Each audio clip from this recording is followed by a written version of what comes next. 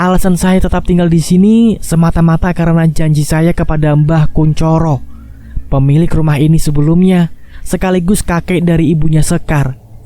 Saya sudah gagal menjaga ibunya, jadi saya harus menjaga Sekar, tutur Mbok Dasmi dengan mata yang berkaca-kaca. Lalu, selama ini Sekar tinggal di mana? Sekar dititipkan di rumah kerabat ibunya, dikurung dari pagi sampai malam tanpa boleh keluar kamar barang sebentar pun. Saya dan bapaknya bergantian pergi ke sana, jaga-jaga kalau malam dia kumat. Kumat?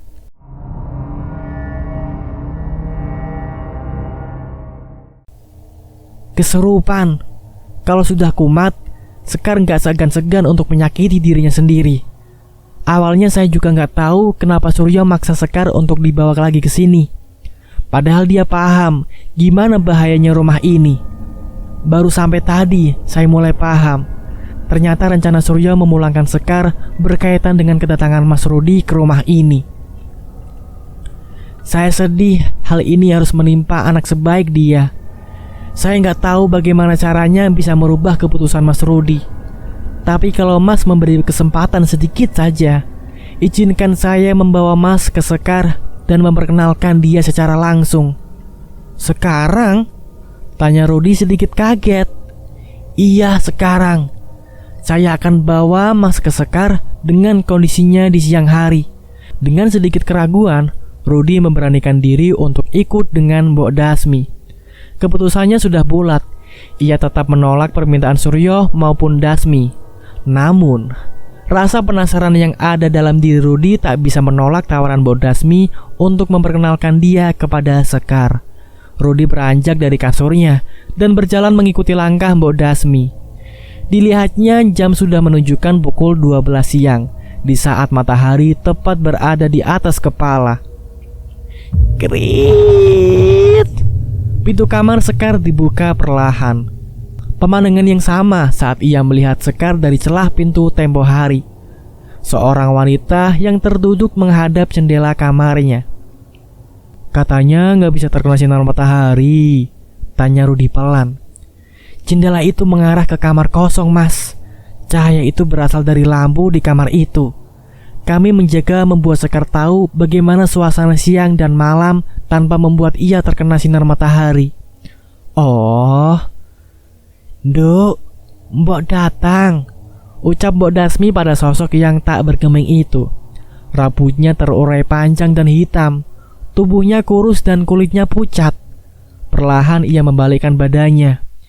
Ia menatap lurus ke arah Mbok Dasmi, lalu tatapannya beralih ke sosok Rudi. Rudi sedikit tertegun.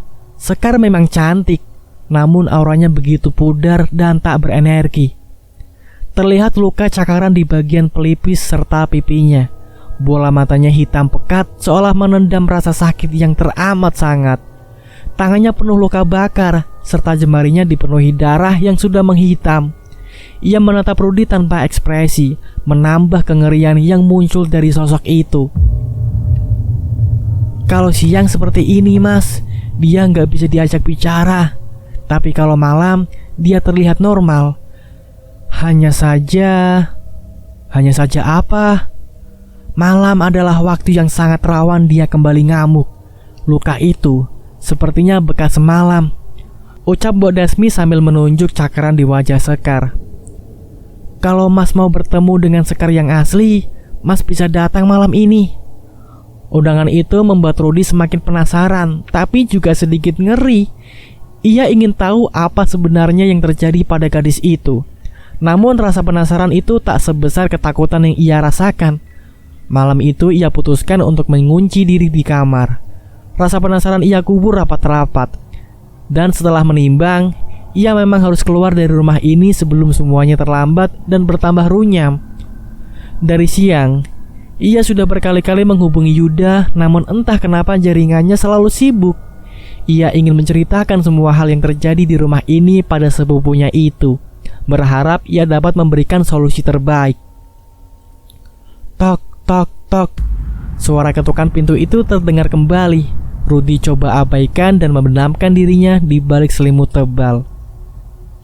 Ini aku, Mas. Suara pelan seorang wanita terdengar dari balik pintu. Kenapa sih? Semua setan gak di sini, gak di rumahku, hobi banget ngetok pintu. Rudy berusaha menghibur diri meski terkesan memaksakan. Kini suara itu hilang. Rudy sudah cukup tenang. Jangan sampai jendela juga dilempari batu lagi, gumamnya. Peledak. Sialan, umpat Rudy saat apa yang ia ucapkan malah menjadi kenyataan. Batu kerikil itu kembali menghantam jendela. Jangan sampai lemari juga. Namun anehnya, lemari itu diam tak bergerak. Semenjak kejadian malam kemarin, Rudy sengaja mengeluarkan semua pakaian yang tadinya ia letakkan di dalam lemari. Sampai ia menemukan satu botol besar yang terletak di pojok bawah lemari itu. Ia simpan botol itu di luar kamar lotengnya. Suara jeritan seorang wanita terdengar begitu kencang dari luar kamarnya. Rudy tanpa pikir panjang langsung keluar. Begitu pula dengan semua orang yang ada di rumah ini. Suryo, Mbok Dasmi, Agus, dan Cecep berlarian ke lantai 2. Mereka menemukan Sekar mengamuk di luar kamar. Sesaat sebelum Rudy turun, botol besar yang ia letakkan di luar kamar kini telah menghilang. Duk, kenapa kamu, Duk? Isak Mbok Dasmi melihat Sekar yang tak berhenti berteriak dan berusaha menjambak rambutnya sendiri. Mereka datang! Mereka datang! Teriak Sekar. Siapa, Duk, yang datang? Siapa? Mereka datang! Teriaknya lagi. Botol itu, ucap Rudy yang seakan tahu alasan kenapa Sekar mengamuk. Suryo menghampiri Rudy dan langsung menarik ke arah bajunya. Botol apa? Teriaknya. Botol itu kamu bawa keluar, teriak Mbok Dasmi. Rudy mengangguk pasrah dengan wajah ketakutan. Dasar bodoh. Mbok Dasmi langsung masuk ke kamar Sekar dan mengunci kamar itu dari dalam. Agus dan Cecep masih memegangi Sekar agar tetap tenang. Wajah gadis itu kini penuh dengan cakaran dan darah mengalir dari celah cakaran itu. Suryo meringis meratapi anak kesayangannya yang masih tak henti-hentinya berteriak. Cecep dan Agus saling bertatapan. Rudy hanya diam mematung. Rudy! Teriak Mbok Dasmi dari dalam kamar. Rudy bingung dan ragu, namun ia ditarik oleh Suryo untuk menghampiri kamar Sekar. Iya, Mbok. Cepat cari botol itu, teriak Mbok Dasmi dari dalam kamar. Rudy bingung bagaimana ia harus mencari botol yang sudah lenyap. Ia berlarian tak tentu arah sampai suara Mbok Dasmi yang serak mengarahkan ia untuk mengambil botol itu di balik gerbang luar rumahnya. Di balik gerbang, ucap Rudy mengulangi perkataan Mbok Dasmi. Tapi, cepat, apa yang kamu tunggu? Surya mulai tidak sabar. Gendis ada di luar, ucap Rudy terbata-bata. Dasar bodoh, Gendis dan Sekar adalah incaran mereka. Cepat ambil botol itu, teriak Suryo. Tetapi Suryo yang mulai kesal langsung menarik lengan atas Rudy dan membawa ia keluar rumah. Benar saja, botol itu berada di luar gerbang, tapi tak ada Gendis di sana. Itu sedikit membuat Rudy tenang. Ia berlari dan mengambil botol besar itu dengan cepat. Ia berbalik masuk ke rumah. Belum sempat ia mencapai pintu, ia merasakan ada yang ganjil. Rudy menengadah ke atas. Ia melihat loteng yang tak lain adalah kamarnya. Terlihat sosok wanita berdiri mematung di balik jendela kamarnya. Ia melihat ke arah Rudy sambil tersenyum. Lutut Rudy lemas. Ia hampir terjatuh sampai Surya yang melihat langsung membopong anak itu masuk ke dalam rumah.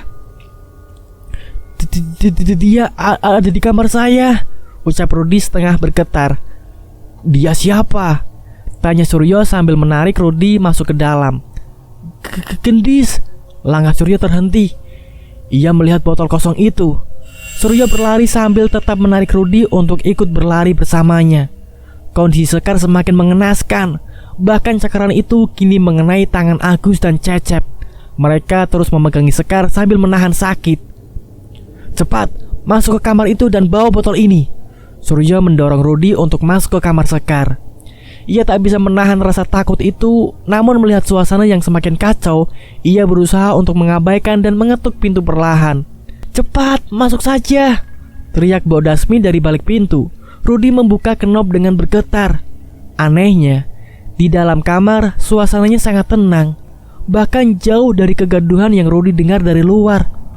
Mbok Dasmi duduk bersila di depan kasur Sekar. Ia terus mengoceh dengan bahasa yang Rudy tak mengerti. "Buka botol itu," ucap Mbok Dasmi pelan. "Iblis sialan itu kini berusaha membuat perjanjian dengan majikannya," ucap Mbok Dasmi dengan penuh amarah. Dia ada di kamar saya, Mbok. Dia sekarang bisa masuk kamar itu. Dia menjanjikan Sekar dan sebagai imbalannya, dia meminta kalian berdua itu terlalu disukai iblis-iblis itu. Rudy tertegun mendengar ucapan Mbok Dasmi. "Sekarang kamu keluar." Rudy beringsut mundur. Suasana tetap tenang sampai ia keluar dan menutup pintunya lagi. Kegaduhan itu terdengar kembali. Teriakan Mbok Dasmi dibarengi suara hantaman benda besar kembali beradu, membuat Rudy semakin bingung dengan apa yang sebenarnya terjadi. Sampai teriakan yang paling keras terdengar memekikkan telinga semua orang yang berada di luar kamar itu, dan diakhiri dengan cahaya terang muncul dari dalam kamar Sekar. Semua saling bertatapan, bingung. Mbok Dasmi keluar kamar dengan darah yang keluar dari hidungnya. Ia usap dengan lengan bajunya. "Untuk sekarang semua sudah aman," ucapnya. Rudy yang menyadari hal itu menatap Mbok Dasmi dengan penuh kebingungan. Ia adalah orang yang sama yang tadi siang menceritakan ilmu yang Suryo alami. Tapi dilihat dari sudut manapun, Mbok Dasmi jauh lebih unggul. "Siapa dia sebenarnya?" gumam Rudy dalam hati. Mbok Dasmi yang menyadari tatapan Rudy langsung menunjuk Rudy dengan tatapan ketus. "Sekarang kau tahu bahayanya rumah ini. Cepat kembali ke rumah besar itu." Lalu ia jatuh pingsan. Rudy melihat sekelebat bayangan putih keluar dari tubuh wanita tua itu. Sosok putih itu, sosok yang selama ini selalu muncul di saat Rudy mengalami kesulitan. Ia untuk kesekian kalinya meminta Rudy untuk kembali. Sadar akan kesunyian yang berlangsung cukup lama, semuanya langsung membawa Sekar dan Mbok Dasmi masuk ke kamar. Wajah lelah tak dapat disembunyikan. Semuanya terdiam dengan apa yang mereka saksikan. Cecep yang hendak membuka mulutnya langsung diberi kode untuk tetap diam oleh Agus. Agus yang paham dengan situasi itu langsung mohon diri untuk kembali ke kamarnya. Ia ajak Cecep, meski adik iparnya itu sedikit keberatan dan masih ingin tinggal untuk mengetahui arah cerita yang mereka alami ini selanjutnya. Sekar membuka matanya. Ia meringis kesakitan dan menangis dengan begitu menyedihkan. Persis seperti tangisan yang Rudy dengar di malam sebelumnya. Sedikit membuat ia merasa iba karena apa yang ia alami masih belum seberapa dengan penderitaan Sekar. Mbok Dasmi yang ikut terbangun langsung memeluk Sekar dengan erat. "Apakah menikahkan kami akan menjadi solusi yang tepat?" Ucapan Rudy membuat ketiga orang di kamar itu menatapnya dengan kaget, termasuk Sekar. "Apakah menikahkan kami akan menjamin kami mendapatkan hidup normal? Siapa sebenarnya yang mengusulkan ide pernikahan ini?" "Dia siapa?" tanya Sekar pada Mbok Dasmi. Suasana menjadi agak canggung setelah Mbok Dasmi menjelaskan secara singkat tentang Rudy dan tujuan ayahnya meminta ia tinggal di sini. Sekar yang sedari tadi terbaring lemas langsung berdiri dan memperkenalkan dirinya pada Rudy. Ia terlihat normal, jauh dengan yang Rudy lihat saat siang hari. "Mohon maaf karena bapak saya meminta hal yang tidak masuk akal. Tolong jangan dipikirkan tentang tawaran itu. Saya ingin istirahat. Jadi kalian semua bisa kembali ke kamar masing-masing," ucapnya di akhir. Ketiga orang itu langsung pergi meninggalkan Sekar. "Malam ini saya harus pulang ke rumah," ucap Rudy pada kedua orang di hadapannya. "Apa kamu gila?" Suryo tak percaya. "Akan lebih gila lagi kalau saya tetap tinggal di sini. Alasan bapak meminta saya untuk tinggal di sini bukan untuk menolong saya, tetapi menolong putri bapak. Saya nggak ada kewajiban untuk mengikuti kemauan bapak, apalagi menyangkut hidup saya." Rudy berlari ke atas namun Mbok Dasmi mengejarnya. Ia meraih tangan Rudy dan memohon untuk dia tetap tinggal di rumah ini. "Saya mohon, masnya bisa bantu Sekar. Saya siap melakukan apa saja agar mas mau menikahi Sekar. Kalau perlu, Mas bisa bawa Sekar ke rumah besar itu. Ucapan Mbok Dasmi langsung membuat Rudi terkejut. Mbok Dasmi yang menyadari hal itu langsung menjelaskan bahwa saat sosok putih itu masuk ke tubuhnya, ia meminta Rudi untuk dipulangkan ke rumah besar jika semua ingin selamat. Lalu, apakah sosok itu menjelaskan juga apa yang harus dikorbankan jika saya dan istri saya kelak tinggal di sana? Tanya Rudi yang dijawab diam oleh Mbok Dasmi. Dimanapun, tidak ada tempat yang aman untuk saya ataupun untuk Sekar. Ini sudah menjadi takdir kami berdua, dan akan menjadi hal yang buruk jika kedua takdir ini dipertemukan, ungkap Rudi. Rudi masuk ke kamar loteng dan membereskan semua barang miliknya. Di sudut ruangan, sosok itu terus mengintai. Ia menyeringai seolah senang Rudi akan meninggalkan rumah itu. Entah datang dari mana keberanian dalam benaknya, namun Rudi seolah tak ambil pusing dan terus mengabaikan keberadaan Gendis. Baru beberapa pakaian ia kemasi, sosok itu beringsut mendekat. Rudi tarik nafas dalam-dalam dan berusaha tetap fokus. Ia berdoa dalam hati meskipun dengan pikiran kalang kabut sampai sosok itu semakin mendekat hampir 1 meter di belakangnya. Tit tit tit. Suara klakson mobil terdengar dari luar halaman yang entah kenapa membuat sosok Gendis menjerit ketakutan. Ia menghilang ditelan bayangan kegelapan. Mereka datang! Teriak seseorang dari bawah yang tak lain adalah Suryo. Rudi yang menyadari Gendis tak lagi ada di kamarnya, berusaha mengemasi barangnya lebih cepat. Dia menuruni tangga melewati kamar Sekar yang terkunci rapat. Bayang Mbok Dasmi dan Suryo tak terlihat di sana. Mungkin mereka sedang menyambut tamu itu, pikir Rudi. Saat tiba di lantai dasar, ia lihat kerumunan orang yang tak lain adalah Suryo, Mbok Dasmi, Agus, dan Cecep. Mereka berada di ambang pintu untuk menyambut tamu yang baru masuk itu. Alangkah kagetnya Rudi saat ia mengenali salah satu dari mereka. Lama sekali kalian berdua cari orang, teriak Suryo pada kedua laki-laki itu. Maaf bos, perempuan-perempuan itu susah sekali diajak ke sini, jawab salah satu dari mereka. Tapi tenang saja, berkat aku semua bisa berjalan lancar, jawab yang satunya ikut menimpali. Dengan suaranya yang khas itu membuat apa yang dilihat Rudi semakin jelas.